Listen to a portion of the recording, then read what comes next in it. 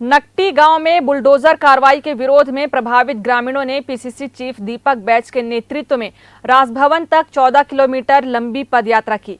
पदयात्रा ने वीआईपी चौक पार कर राजभवन की तरफ बढ़ने का प्रयास किया, परंतु ग्रामीणों को पुलिस ने तेलीबांधा थाने के पास रोक दिया। ग्रामीण सड़क किनारे बैठकर राज्यपाल से मिलने की गुहार लगाते रहे। पदयात्रा के दौरान रास्ते में कांग्रेस नेताओं, कार्यकर्ता और प्रभावित परिवारों ने सड़क पर बैठकर भोजन भी किया। मेक इन इंडिया चौक के पास पुलिस और प्रदर्शनकारियों के बीच धक्का मुक्की भी हुई। प्रदर्शनकारियों ने बैरिकेड तोड़कर आगे बढ़ने लगे तो पुलिस ने उन्हें रोकने की कोशिश की। इस दौरान मौके पर तनावपूर्ण माहौल बना रहा और प्रभावित महिलाएं नकटी में ही घर बनाओ के नारे लगाते हुए सरकार से गांव में ही पुनर्वास की मांग की। उन्होंने पुलिस पर मारपीट का भी आरोप लगाया। राम मंदिर के पास भी पुलिस ने बैरिकेड लगाकर भारी पुलिस बल तैनात कर पदयात्रा को रोक दिया था। पुलिस और ग्रामीणों के बीच झूमा झटकी जो शुरू हो गई वो आप दिखाना चाहूँगा, जहां कार्यकर्ताओं और पुलिस प्रशासन एक दूसरे के आमने सामने हैं। तमाम कांग्रेस के आला नेतागण हैं वो यहां पर मौजूद हैं और आंदोलनकारी बैरिकेड को तोड़ने के लिए लगातार पुलिस पर दबाव बना रहे हैं। इसके अलावा तमाम कांग्रेस के बड़े नेता भी हैं जो पीछे से सपोर्ट कर रहे हैं और तमाम जो पुलिस बल है वो हालात को काबू करने का प्रयास कर रही है। देखा जाए तो एक आंदोलन कांग्रेस पार्टी द्वारा नकटी गांव के संदर्भ में यहाँ पर किया गया। बैरिकेडिंग बड़े हैं और तमाम वो जगहों पर बैरिकेडिंग लगाई गई है। पुलिस बल भारी संख्या में मौजूद है।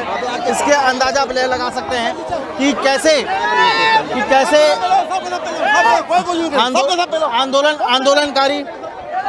आंदोलनकारी यहाँ पर पहुँचकर इस आंदोलन को पूर्ण करने का कार्य कर रहे हैं और काफ़ी समय से यह आंदोलन चल रहा था और जब से नकटी गांव में यह मामला सामने आया था। इसके अलावा यहां कांग्रेस के तमाम लीडर और कार्यकर्ता नकटी गांव के ग्राम पंचायत के लोग यहां पर मौजूद हैं जो पुलिस प्रशासन पर दबाव बनाने की पूरा प्रयास कर रहे हैं ताकि कैसे बैरिकेड को तोड़ा जाए और आगे राजभवन में ज्ञापन दिया जाए। लेकिन पुलिस का जो सख्त पहरा है और जो बैरिकेडिंग लगाई गई है वह सीधे तौर पर कांग्रेस पार्टी और कार्यकर्ताओं को रोकने का प्रयास कर रहे हैं। इसके बाद कांग्रेस के प्रतिनिधि मंडल ने राज्यपाल से मुलाकात कर ज्ञापन सौंपा। पदयात्रा में पूर्व विधायक अनीता योगेंद्र शर्मा, अनिला भेड़िया, प्रमोद दुबे समेत बड़ी संख्या में कांग्रेस कार्यकर्ता और प्रभावित परिवार शामिल रहे। पदयात्रा को देखते हुए राम मंदिर से तेलीबांधा थाना तक सर्विस रोड 5 घंटे के लिए बंद किया गया था। ट्रैफिक पुलिस ने लोगों से मेन रोड का इस्तेमाल करने और सर्विस रोड से बचने की अपील की थी। प्रदर्शन में शामिल कई महिलाओं ने पुलिस कर्मियों पर मारपीट का आरोप लगाया है। उनका कहना है कि उन्हें बलपूर्वक रोकने की कोशिश की गई। महिलाओं ने कहा कि जब तक उन्हें राज्यपाल से मिलने नहीं दिया जाएगा तब तक वे पीछे नहीं हटेंगी। नकटी गांव का पदयात्रा है जो अपने गांव ग्राम पंचायत से शुरू हुआ है और ये वीआईपी रोड स्थित रोड में बैठे हैं। सामने पुलिस की बैरिकेडिंग है और तमाम कांग्रेस के कार्यकर्ता और नकटी गांव के ग्राम पंचायत के लोग यहां पर रोड में बैठकर भोजन कर रहे हैं। इसके बाद वो आगे की तरफ कूच करेंगे जहां वो राजभवन की तरफ घेराव करने के लिए निकलेंगे। लेकिन पुलिस प्रशासन की जो मुस्तैदी है वह तमाम जगहों पर एंट्री पर रोक लगाई गई है, खास करके तब जब नकटी ग्राम से आए हुए इस तूफान को रोकने का प्रयास राज्य सरकार और पुलिस प्रशासन कर रही है। लेकिन यहाँ पर आप देख सकते हैं कि पूर्व विधायक विकास उपाध्याय, तमाम कांग्रेस के आला नेता सड़क पर बैठकर रोड खा रहे हैं। और दीपक बैच जी हमारे साथ मौजूद है, उनसे भी बातचीत करने का हम प्रयास करेंगे। जहाँ दीपक बैच जी हैं और ये तमाम जो बड़े आला नेता हैं वो यहाँ पर बैठकर भोजन कर रहे हैं। हमारे साथ बप्पू बंजारे जी हैं जो बंजारे जी एक बड़ा आंदोलन देखने को मिल रहा है जी। क्या कुछ कहना चाहेंगे? पुलिस की अगर देखी जाए तो सभी तरफ पहरे। देखिए, हम तो न्याय मांगने जा रहे हैं, गरीबों की लड़ाई लड़ने जा रहे हैं। जिस प्रकार से भारतीय जनता पार्टी गरीबों को हटाने का काम किया है उसके खिलाफ एक जन आक्रोश पूरे देश में, पूरे प्रदेश में नहीं पूरे देश में देखने को मिल रहा है। और बरसात में एक चिड़िया का घोंसला का घर नहीं तोड़ते। ये भारतीय जनता पार्टी की सरकार जो 15 जून के बाद सीमांकन, बटांकन, जमीन का काम भी नहीं होता। तो ये ज़मीन को तोड़ने का काम किया है, न्याय करने का काम किया है। हमने लगातार लड़ाई लड़ी है, चाहे कलेक्टर को ज्ञापन हो, चाहे कमिश्नर को ज्ञापन हो, चाहे ओपी चौधरी को बंगले का घेराव हो, चाहे सीएम निवास तक पहुंचने का हो।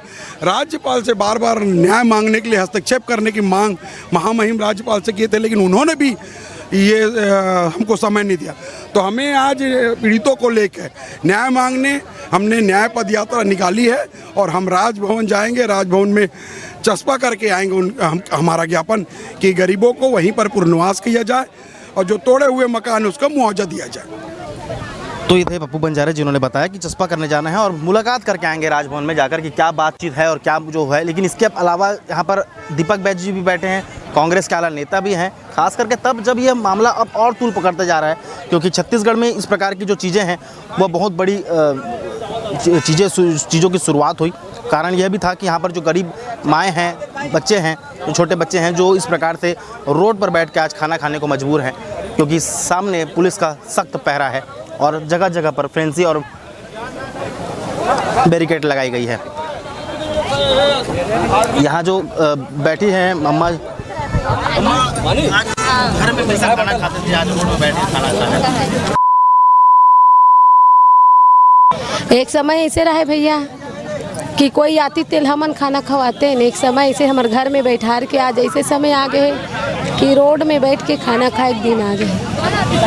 मुलाकात हुई राज्य, अब का पता भैया का करिए, मन तो निकले हमन तो 9 बजे कोकन के बैठे हैं, 9 बजे के 9 बजे से निकले लोग आज लगभग करीबन घड़ी में 2 बज रहे हैं और ये प्रदेश की जनता है और प्रदेश की जनता आज सड़कों पर बैठकर खाना खाने के लिए मजबूर है। देखिए, गरीब पीड़ित शोषित जनता सड़क पर खाने के लिए मजबूर है और हम वीआईपी रोड पे बैठे हैं। ये वीआईपी रोड कहलाता है और दुर्भाग्य की बात है 85 गरीब छत्तीसगढ़िया परिवार जो यहाँ से 100, 200, 300 साल से रहते हैं, उन परिवारों को अपने खुद की ज़मीन, अपने सामिला चारागाह की ज़मीन जहाँ पर वो लोग 40-50 साल से बसे थे, उनको अपनी ज़मीन में अपने हक के लिए लड़ना पड़ रहा है। सरकार में बैठे लोग न इनकी सुन रहे हैं, न इनकी बात सुन रहे हैं। इसलिए हर लड़ाई को लड़ने के बाद आज ये लोग अब राज्यपाल के जाने के लिए प्रस्थान किए हैं। राज्यपाल के जाने के लिए हम इनके कंधा से कंधा मिलाकर, कदम से कदम मिलाकर इनका साथ देने के लिए आए हैं और हमारा उद्देश्य है इनके साथ न्याय। हमारे लिए राजनीतिक विषय नहीं है, हम सिर्फ यही चाहते हैं इनके साथ न्याय हो,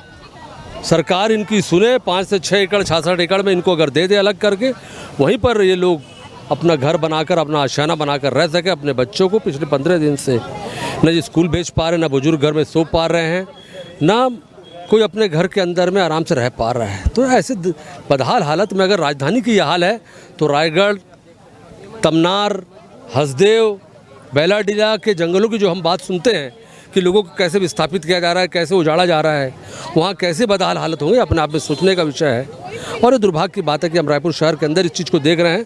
सरकार सोई हुई है, सांसद बड़ी बड़ी बात कर रहे थे, बृजमोहन अग्रवाल जी, उनके विधायक अनुज शर्मा जी, जिनके भरोसे पर ये लोग बैठे हुए थे, सबके भरोसे के टूटने के बाद ये लोग कांग्रेस पार्टी के पास आए और कांग्रेस पार्टी आज इनकी लड़ाई को लड़ रही है। तमाम कांग्रेस के आला नेता और खुद प्रदेश अध्यक्ष दीपक बैज जी यहाँ पर रोड पर भोजन करने बैठे हैं, जो कि एक बहुत ही चर्चा का विषय बना हुआ है, क्योंकि आम जनता के साथ जुड़कर वो कार्य कर रहे हैं। अगर देखा जाए तो आप देख ही सकते हैं कि कैसे, लेकिन ये जो बड़ी चीज़ें हैं और कहा यह भी जाता है कि जो आंदोलन था वो जन व्यापक था, इसका मुद्दा विधानसभा में उठा है और अक्सर ग्राम पंचायत के लोग इस मुद्दे को लेकर राजधानी की तरफ कुछ भी किए थे, कलेक्ट्रेट का घेराव भी किए थे, विधानसभा का भी घेराव किए थे, लेकिन किसी कारणवश पुलिस और प्रशासन की मुस्तैदी के कारण वो वहाँ तक पहुँच नहीं पाए। लेकिन कांग्रेस के तमाम जो बड़े लीडर हैं, कांग्रेस के बड़े नेता हैं और खुद प्रदेश अध्यक्ष दीपक बैज जी, जो वीआईपी रोड, जिसे हम वीआईपी रोड कहते हैं, बड़े क्षेत्र में वहाँ गाड़ियाँ निकलती हैं, आज यहाँ पर बैठकर खाना खाने के लिए बैज मौजूद हैं।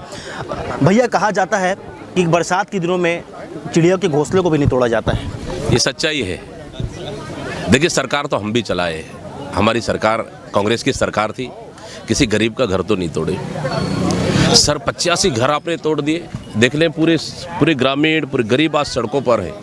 इनको जाके पूछ लेते, क्या आप इन घरों को तोड़ने के लिए सहमत है? आपको ज़मीन के बदले ज़मीन देंगे, घर के बदले घर देंगे, आपको यहीं बसा के देंगे, आपके लिए 5 एकड़ ज़मीन दे देंगे। तो अब ये तय करना चाहिए सरकार को, बिना बात किए अंधेरे में बुलडोजर लाके चला दिए, इतने परिवार को बेघर कर दिए। आज पूरे प्रदेश की जनता देख रही है, न्याय के लिए दर दर भटकने को मजबूर है और आज सड़क में निकलकर कांग्रेस इनकी मदद कर रही है। मैं फिर से स्पष्ट कह दूं, हम राजनीति करने नहीं आई हैं, सिर्फ नकटी गांव ही राजनीति का अखाड़ा नहीं है। हम इनके लिए न्याय के लिए लड़ाई लड़ रहे हैं।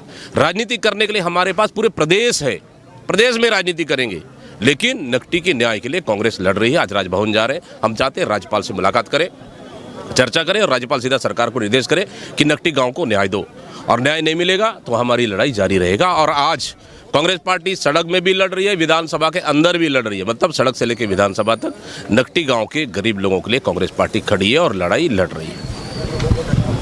और देखा जाए प्रायः तो गवर्नमेंट और ग्रामीणों के बीच जो आपसी तालमेल अभी जो बैठा है वो एक नब्ज़ की तरह है, जहां चीज़ें समझ नहीं पा रही हैं या समझाना नहीं चाहते, लेकिन वर्तमान जो स्थिति, वर्तमान जो दिशा आम जनता का है वह इस सड़क पर दिखाई दे रहा है।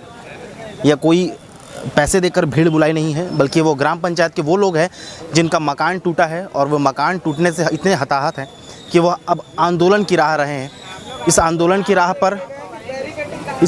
राह पर वे लोग केवल एक ही नहीं बल्कि बहुत सारे ऐसे लोग हैं जो इस आंदोलन का हिस्सा बने हैं और सभी लोग राजभवन की तरफ कूच करने के लिए निकल रहे हैं। कैमरा पर्सन मिथिलेश साहू के साथ ग्रैंड न्यूज़ रायपुर।